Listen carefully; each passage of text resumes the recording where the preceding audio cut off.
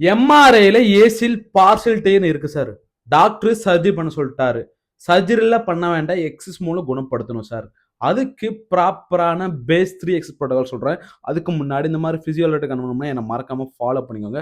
First என்ன பார்த்தீங்கன்னா, step down training. ஒரு பாக்ஸர் மேல நின்னு, ஓகே ஸ்டெப்பர் மேல நின்னுக்கிட்டு பொறுமையா ஸ்டெப் டவுன் பண்ணணும். ஓகேங்களா? ஆஃப்டர் சைட்ல ஒரு 5 கேஜி, ஒரு 7 கேஜி வெயிட் புடிச்சு நல்லா தாராளமா பண்ணலாம். நெறைய பேஷண்ட் வந்து ஸ்டேர்கம்ஸ்ல ஸ்டெப் டவுன் பண்றத ரொம்ப கஷ்டப்படுவாங்க. இந்த மாரி எக்சர்சைஸ் பண்ணா நல்லா இம்ப்ரூவ் ஆகும். 2வது எக்சர்சைஸ் பார்த்தீங்கன்னா, ஆ எலிவேட்டட் லஞ்சஸ் ஓகேங்களா? அதே மாரி வெயிட்ஸ் புடிச்சுக்கிட்டு நீங்க எலிவேட்டட் லஞ்சஸ் பண்ணணும் ஓகேங்களா? இந்த எக்சர்சைஸ் ஒரு 3 செட்ஸ் ஒரு 10 ரெப்ஸ் தாராளமா பண்ணலாம். 3வது எக்சர்சைஸ் பார்த்தீங்கன்னா, லெக் பிரஸ் ஓகேங்களா? ஆ நல்ல ஒரு எஃபர்ட் எக்சர்சைஸ் குவாட்ரிசெப்ஸ் ஸ்ட்ரெங்தனிங் ஓகேங்களா?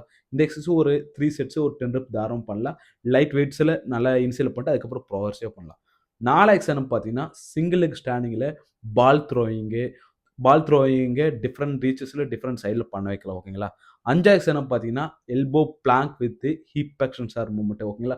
நல்ல ஒரு கோர் ஸ்ட்ரெங்தனிங், நல்ல ஒரு குளூட் ஸ்ட்ரெங்தனிங். இந்த 5 எக்சர்சைஸ் பண்ணாவே நல்லா இம்ப்ரூவ் ஆயிருவீங்க. அதுக்கப்புறம் பேஸ் 4 எக்சர்சைஸ் புரோட்டோகால் நீங்க போயிரலாம்.